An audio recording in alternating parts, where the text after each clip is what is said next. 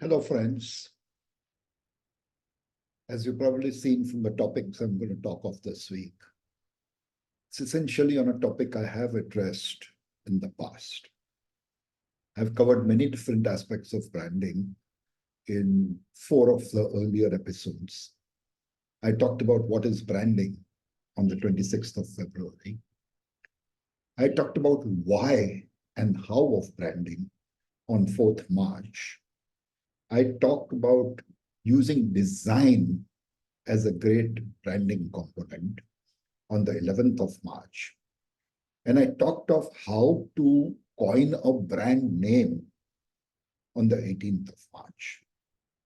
However, because of repeated impassioned requests and persistent requests, as I said, from some of the founders of the startups that I mentor and work with,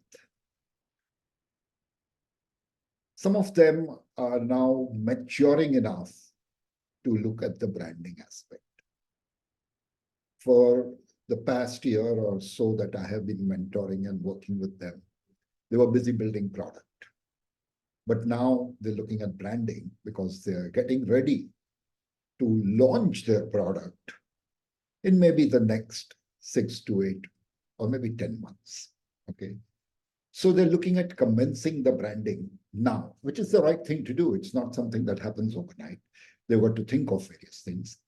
And therefore, to support them, I am talking in these 3 episodes of this week about branding.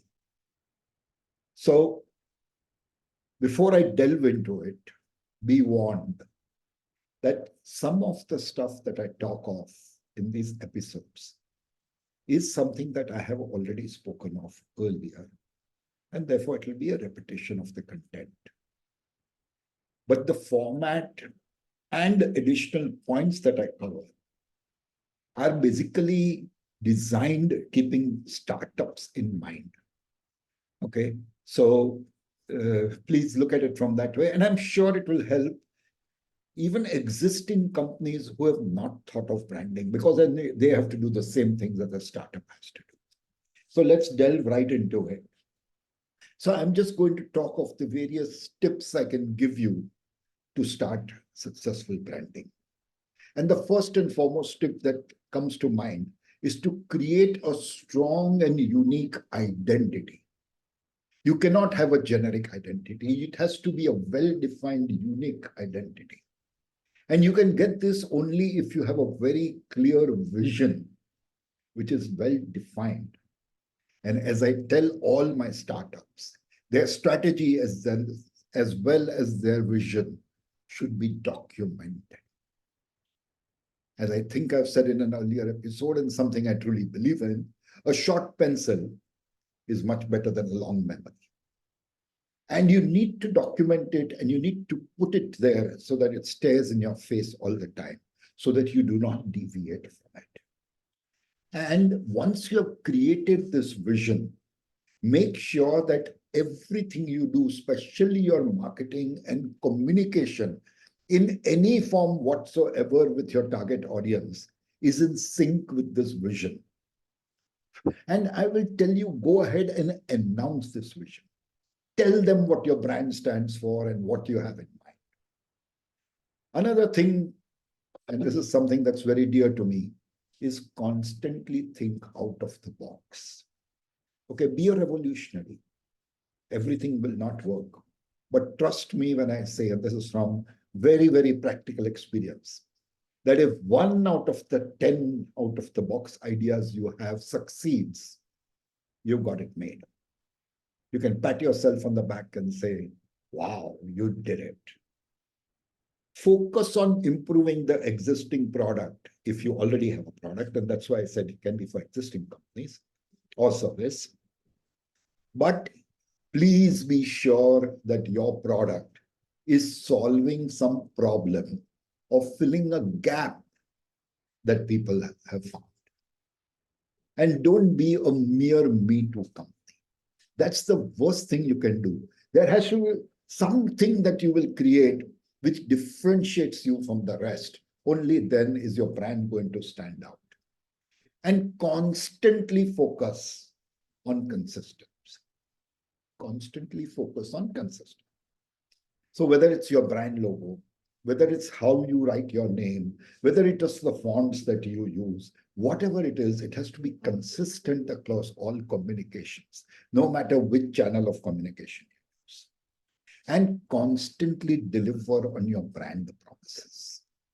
Because, and I'm going to come mention this again later, a person is not just buying your product.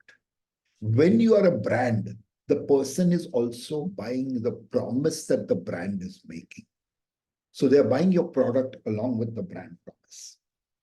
And you need to take time, because if you want to show that you are consistent, it's going to require time. It's going to require many, many repetitions of doing the same thing, performing the same way. And you constantly have to deliver that positive experience for them to realize that you're consistently delivering to the promise of your brand. Okay. The fourth point I want to make is engage in a dialogue with your customers. Often I have seen, less often now with social media, but in the olden times, in my time, so to say, often I have seen that people don't engage in a dialogue with the customers. It was difficult, I no doubt about it. It was pretty expensive in those days too, but today it is not. So engage in a dialogue with your customers. Do a market research at the very start so that you define your audience. You can't talk to the whole world. The whole world is not your audience. So you define your audience, do a market research on your product or service that you're offering, figure out who are the people who can use it, and define your audience. And engage with them consistently and constantly through surveys, through the feedbacks that you ask from them, through improvements that you make in your queries, with the queries that you receive from them. Improve your product. And that shows that you are listening. Use multiple channels to connect. Just Facebook alone, or just Instagram alone, or just WhatsApp alone is not the way to do. Because people are engaged at different levels on different platforms. So you need to use all of those platforms. Yes, some people will be repeating or will repeatedly see what you are communicating to them, but that's okay. They understand. And most importantly, become trustworthy. So when you're doing this dialogue, you have to keep at the back of your mind that the aim of dialogue is also to establish trust with your audience. The fifth point is focus on quality. And I've seen, especially when it comes to the food space, I've seen a lot of times restaurants not doing so well after some time because they lose that standard of quality. Okay, so focus on quality, on both the product and the service. You can't have great food and lousy service by the help staff, or you can't have great service but lousy food. It needs to be a combination. Make your customer your brand ambassador. If somebody likes your product, if somebody likes your service, and if somebody likes both, they become your brand ambassadors. You don't have to appoint them. They will talk of it. They will post on Instagram. Just like people post bad experiences, people post great experiences also. They don't necessarily post good experiences, but great experiences. So what should be your aim? Give them a great experience. And remember one thing always, word of mouth is a very, very powerful marketing tool. Find ways to get involved with the community. Today's youngsters especially love it. And don't do it because CSR demands it. Do it because you feel it is a good thing to give back to society. So pick up a cause that you believe in, and it should match the philosophy, the ideology of the brand, and support it. Leverage content and marketing. So content is not only about your product, it's about your service, it's about customer reviews, it's about what you are doing, which cause are you supporting. And make sure that your message in all your communication to the audience is consistent. We just talked about it when we spoke of consistency. And connect with the audience regularly with relevant content. Find the purpose of your brand. There is a reason why you create a brand. There is a reason why you want that brand to exist. So find out the purpose behind the brand, why it exceeds, what sets you apart, and why do you do what you do? When people know this, when the people know what your brand is about, they are more likely to admire you and support you. Harness positive reviews and use this as a part of your communication. Seek permission from the person who has given you the review. Everybody doesn't like to be highlighted on social media, but seek this thing and then use that review, use that content in your marketing. And it is definitely more effective than any advertising can do, no matter how good a copy you make. And at the end of the day, it saves a lot of money. Posting on social media is not so expensive. Okay. Define and emphasize both the USPs, that is the unique selling points, and the UVPs, which is the unique value proposition of your product. Make sure you don't lose focus on any of them. Your USPs and UVPs have to be consistently followed. Okay. And you will be judged by the delivery. So your brand is going to be judged by how you deliver on your USPs and UVPs. Offer excellent customer service. This is something we lack, especially in India. And I think one of the reasons is that we never incorporate customer service as a cost when we price a product. But please do focus on this. It is the most important factor for a successful brand, because that will build brand loyalty. People will trust you more, and it is something that you have to do in such a way that people don't find it cumbersome. Be easy to reach out to. Don't be unavailable. Okay. And especially after sale, I have noticed that people are, including a brand like Tata, the salesmen are after you when they want you to buy their car. And once the car is over, I remember one of the Tata people telling me that, but sir, we sell 6,000 cars when I had a problem with my car. Telling me, but sir, we sell 6,000 cars every month. Do you expect us to talk to everybody? And my question to him was, are all your 6,000 cars defective? So after sales service is very important. And especially when it comes to Tata vehicles, I think they need to look at this. Okay. Understand and address the customer's pain points. They will very often mention to you, comment, maybe on social media, all the more reason to address it. And when you address it, be sure that you put it on social media also, because people read it all. Okay. Address them, improve the product if necessary, and make sure that your product effectively solves that pain point or addresses it. And listen to your customer. When they talk of pain points, they are the best QC team you can find. Okay, because they're actual users. Pace yourself through the process. Don't try to hurry up branding. It doesn't happen. It takes time. Okay, brands are not created in a day. Be forward thinking. Be a visionary. Find the gaps that are there in the space that you are operating in today and address those problems and fill those gaps. Develop and plan a full strategy before the rollout. You can't go on talking about strategy after the rollout, because the rollout from day one, you have to be following that strategy. Start early but surely. Don't take so much time on the strategy that you lose the advantage of the first. Okay. And be sure of everything from before, because you don't get a second chance very easily. And if you want a second chance, it's bloody expensive. Trust me. Know your audience and know their ecosystem. Because when you are creating a brand reputation, a brand identity, and the soul of the brand, yes, a brand is very much like a human being. You need to know the ecosystem. Okay, because only then can you create messaging for your brand that targets and touches the key feelings of your audience. And get the audience involved when you're talking about this. They'll be more than happy to respond. And always remember that launch is not everything. It is the first chapter of your brand story. You have to write many more chapters, each better than the previous one. So keep at it all the time. Okay, stay on course, be consistent and be focused. Think and position the brand correctly. If you are a small brand, don't position yourself and compete against the BMWs and the Tiffany's. Stay where you are, because that's your space, that's what you will deliver, and that's what the customers will then expect.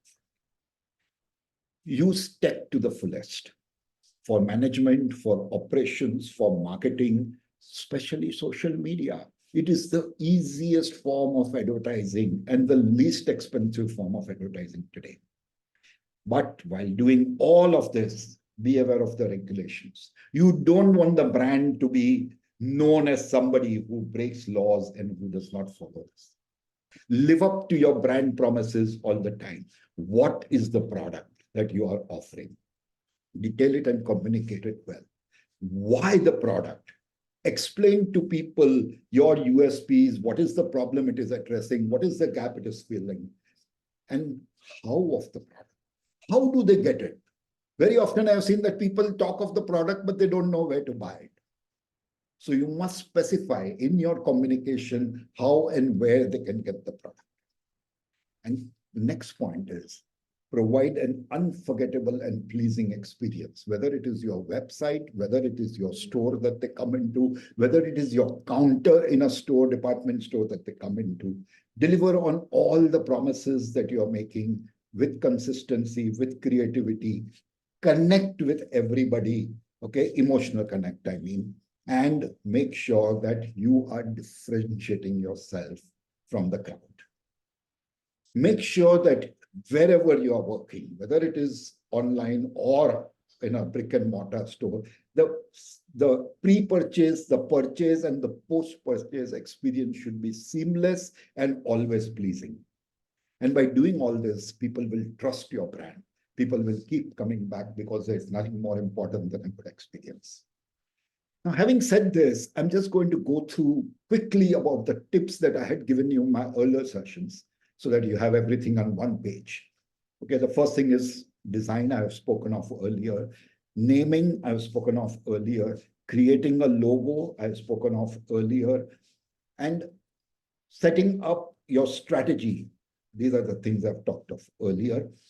Design has to be unique. You have to choose a name that conveys your product or service as well as the ideology of the brand. Create a logo that is easy to remember. Don't make it a style show.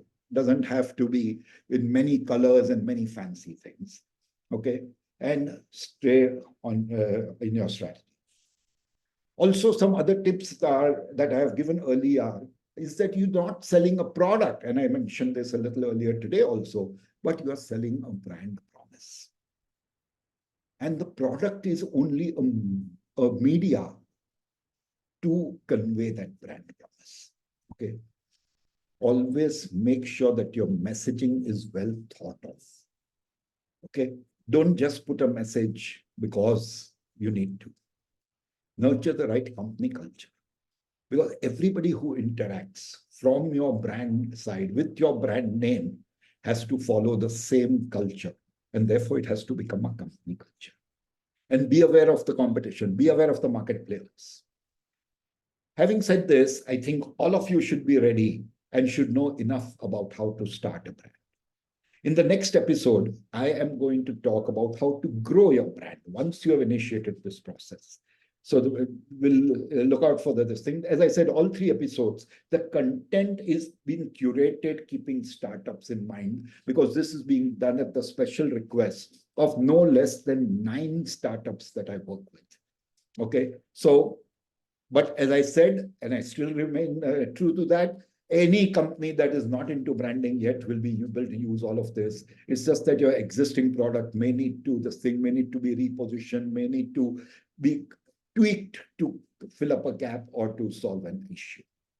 Thank you very much for listening. Do send in your comments. If you need any extra help, especially my startup friends, people I'm mentoring, as well as others, please do feel free to reach out as you've been doing over the past few weeks. Thank you very much. Have a great evening.